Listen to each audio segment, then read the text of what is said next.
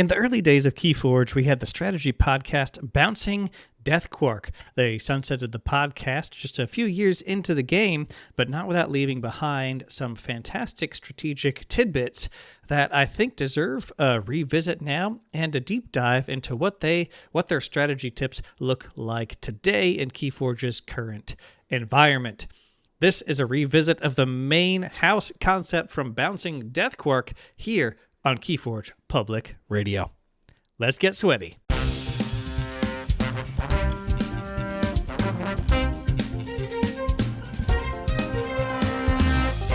Welcome to KeyForge Public Radio with your host, Zach Armstrong.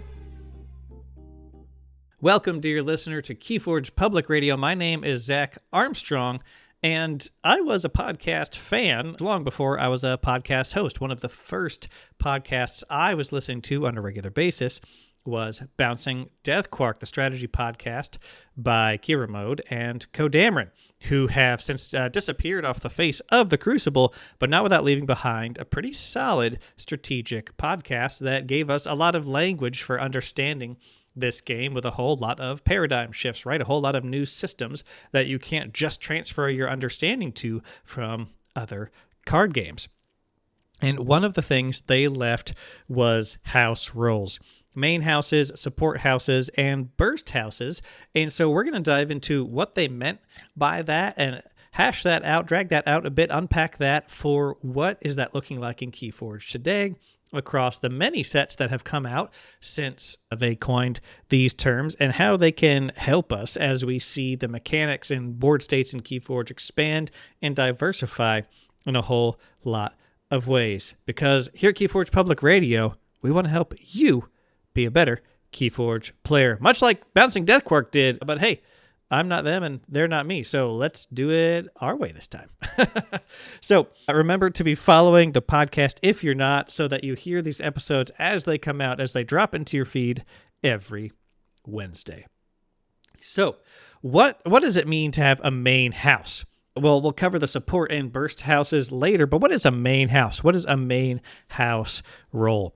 So something they mentioned on these old episodes is that repeatability is the key to a main house. What are cards you can play out onto the board that will hopefully stay on the board, and you can get value from them turn after turn?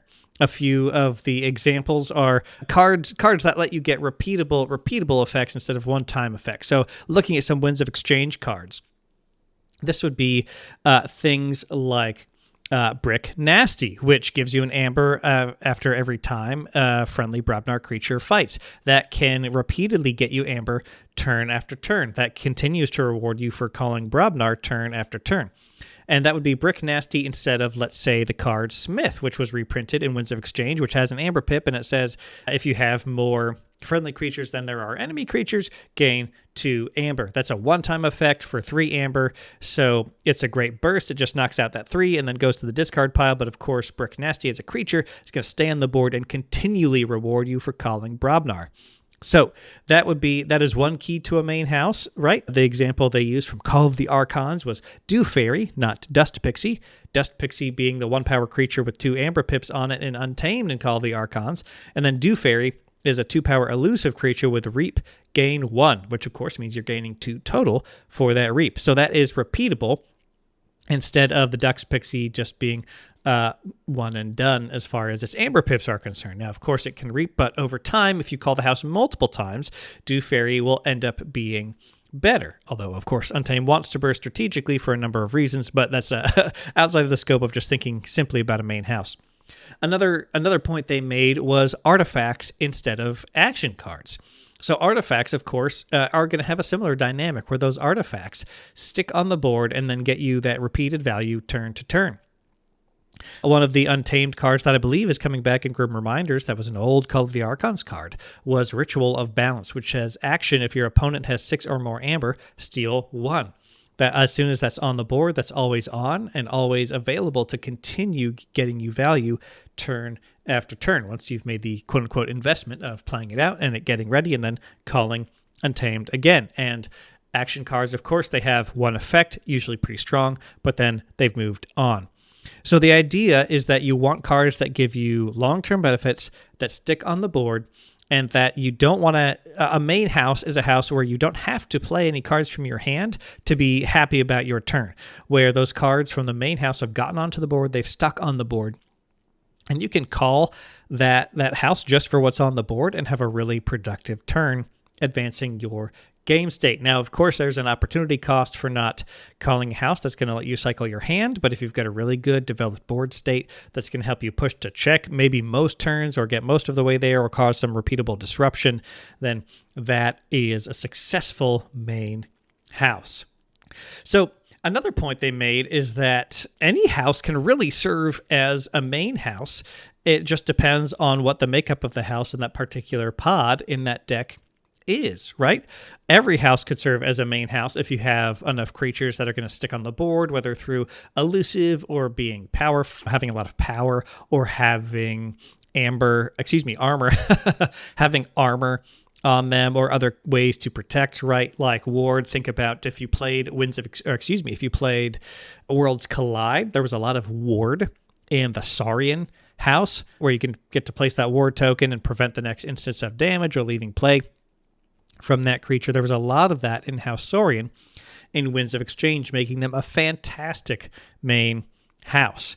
They've also made the point that a board wipe isn't a great tool in a main house, actually, because you want to be leaning into the main house and maintaining that board. You want the board wipe in your burst or your support house that's going to come in to help once that main house is interrupted.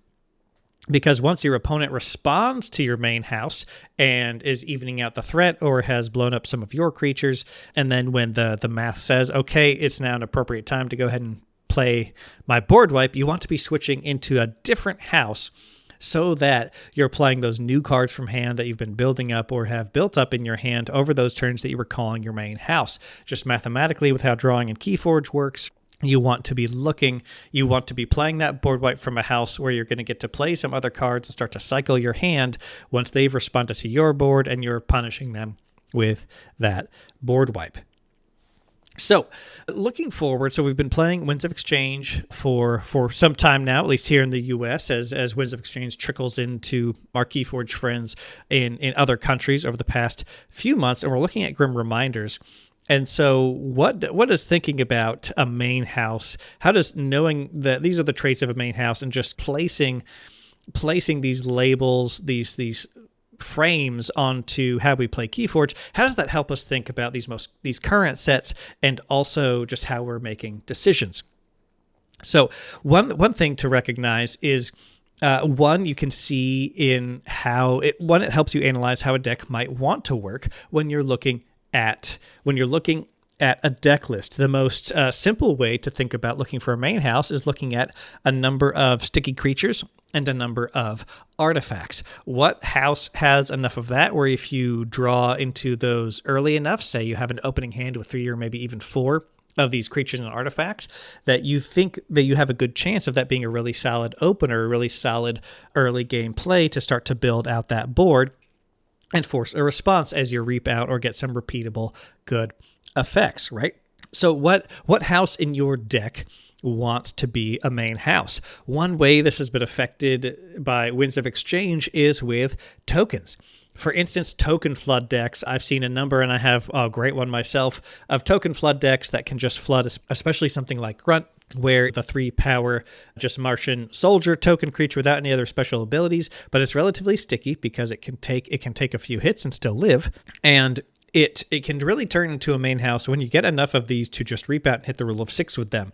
You have cards like Space Invaders, where you can turn any creatures from your hand into token creatures, which is amazing for efficiency and house cheating and full tokenizing knowledge. Absolutely fantastic card. You have Mark II Generator, which generates 1 token creature. You have Nyan Outpost, which you trade a creature on the board for 2 token creatures.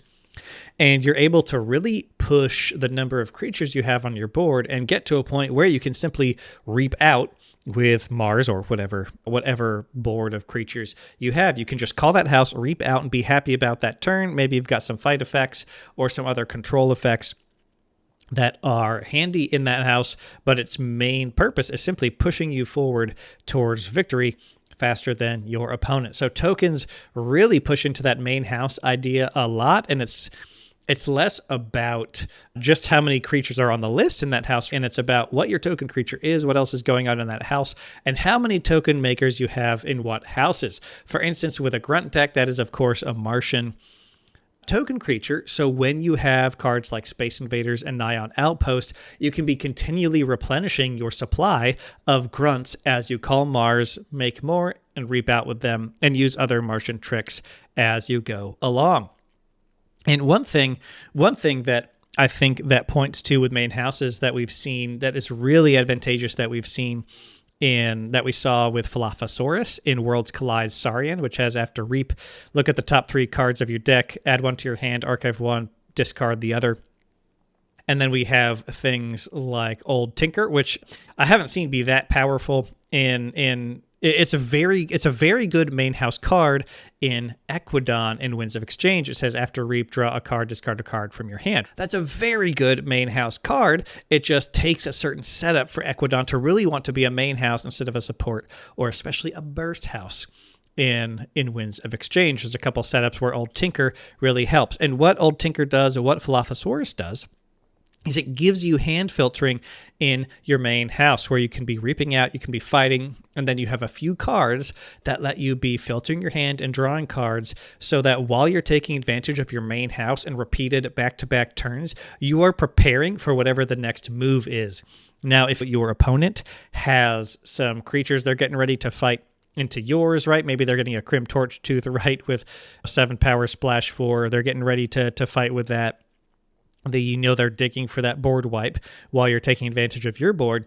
You can be preparing to respond to their response because you're putting the pressure on. And if you're ahead on that board and they're about to have a turn where they try to wipe and set up something else, you can be crafting your hand to respond to what's going on there. Maybe they're going to capitalize on the fact you have a ton of creatures with something like Glorious View, which was reprinted in Winds of Exchange, where they gain 1 for the difference between friendly and enemy creatures if they're behind on that. And so you've got some burst hate that you're digging for and holding on to.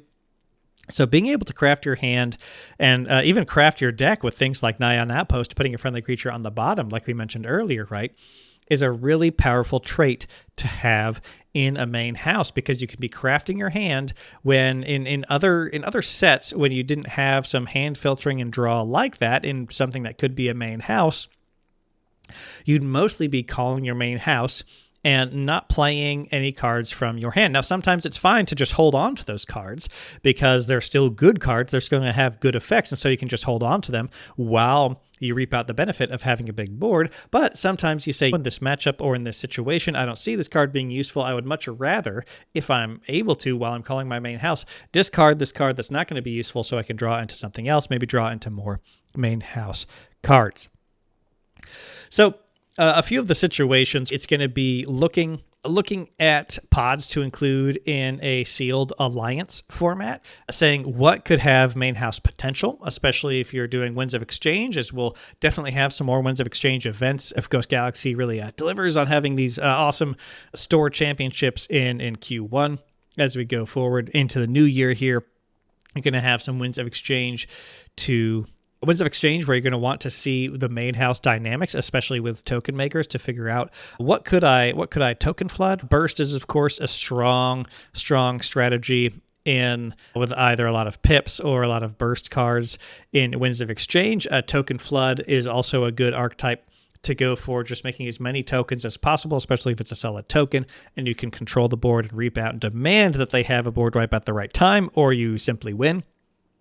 So looking at what token you'd pick, what is making those tokens, especially if it's something in Mars, can you sustain a house where you can just keep calling it back to back and reaping the benefit of it and having really successful turns, even if you're not drawing any cards, you're not playing anything from hand.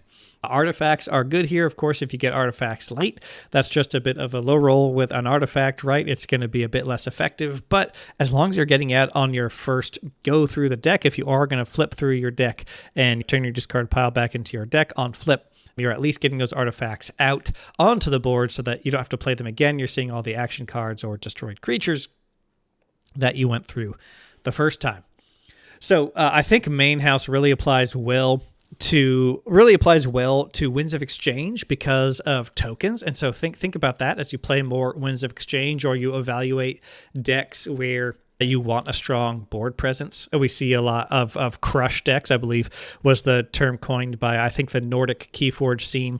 Crush decks, especially in Mass Mutation, that just continually cheat out creatures, get creatures of many of the houses out, cheating with Subject Kirby, Captain Val Jericho, right? Letting you play cards off house as you go, all these sorts of things, and just absolutely flooding the board with these and demanding you board wipe, and then they just come right back. Winds of Exchange does its own version of that. Now, with Grim Reminders, what we're seeing, I won't spoil any specific cards for you here, but what we're seeing with Grim Reminders is that you'll be discarding a lot of cards from the top of your deck and from hand. So anything you get onto the board, there's going to be things that discard from your deck, that discard from hand, that when you play those, when you use those, you could get a board where you're constantly disrupting your opponent's hand, you're constantly discarding, choosing what cards to discard from your own hand to get haunted, make some effects more powerful, then maybe stay there.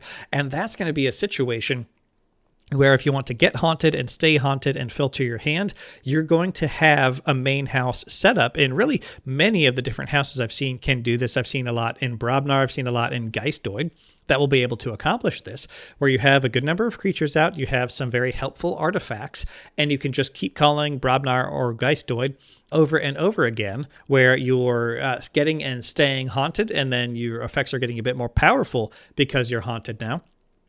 And then you can mostly keep yourself there. You're not going to want to be burning through your deck real fast after that if you can just sit in the advantage of being haunted and take advantage of the cards on your board. So that main house setup, I think very much the spirit of a main house is going to be there, with perhaps other houses in Grim Reminders as well. And it's definitely going to be there with Brobnar. It's definitely going to be there with Geistoid, as far as getting cards onto the board, controlling the tempo of the game, and being able to just call these houses back to back until your opponent responds and disrupts them in some way. Especially when you get to turn on haunted, stay haunted, and have all your effects be a bit more powerful when you're haunted. And a lot of these are optional effects, where if you can discard cards from your deck, or you can discard cards from your opponent deck. It lets you pick the player. So you can be discarding your own stuff from hand and deck until you're haunted, and then just be hitting your opponent to disrupt them as you keep yourself haunted without moving quite as fast. So keep an eye out for the main house mechanics, and how you can keep calling that back to back to press your advantage, recognizing that you are the beatdown, right? You are the beatdown. You are the one with the advantage to press. You are the one demanding an answer from your opponent, or you win. Don't get that analysis paralysis and just try to control them. You say, wait, I'll take whatever you can throw at me on the chin. I have a bigger threat to present. Here we go. I demand an answer, or I win. I demand you have this kind of an answer or this kind of play, or I'm just going to steamroll this game. So I think we're going to be seeing that in Grim Reminders. I am jealous of, of course, we've got plenty of amazing playtesters who've been helping Grim Reminders get to the best it can be. And then everybody at KeyForge Celebration got some Grim Reminders decks. So yeah, let me know if you're seeing what kind of main house mechanics you are seeing in Grim Reminders as we go. So a reminder that every house can serve as a main house, right? It's a house that you want to continually call back to back, and you feel good about pressing your advantage, calling it back to back. Maybe you're going to have bigger creatures with armor, creatures with ward, creatures with beneficial fight and maybe healing effects, right? Skirmish for sure. Maybe elusive, keeping creatures on the board in a way you can continue to call it back to back, along with perhaps some artifacts to support. And you're in a really great position if you can do some hand filtering to craft your hand for whatever the next phase of the game is. And of course, a shout out to all those cards I mentioned for Winds of Exchange before, especially things like Space Invaders and Nyan Outpost. I have had games where turn one, I opened with Space Invaders, Nyan Outpost, Mark 1 generator, or Mark 2 generator, and some other things. And man, I go straight to having 4 or 5 creatures on the board right off the bat. And I'm already reaping out getting to check most turns. And I go straight to a strong main house. So keep an eye out for stuff like that. It's very exciting to I think it's really important, and I want to thank Bouncing Deathquark. Not that I know if either of those guys will hear this, but I want to just thank Bouncing Deathquark for giving us a good framework to think about and understand KeyForge. There was a lot different about KeyForge when it launched. I think it was a major part of evolving design thinking, especially with regards to resources and some other things. We've seen a few of these patterns that KeyForge uses in Lorcana, in Star Wars Unlimited. And shout out to some old card games that did a little bit of paradigm shifting in some ways, not everything that KeyForge did, like Shadow Fist earlier, as far as resources and cards as resources and opportunity costs. Because I think Main House, Support House, and Burst House are fantastic and good frames of reference to understand KeyForge, so we can talk about it, so we can understand how things are working, so we can all understand how to be better KeyForge players.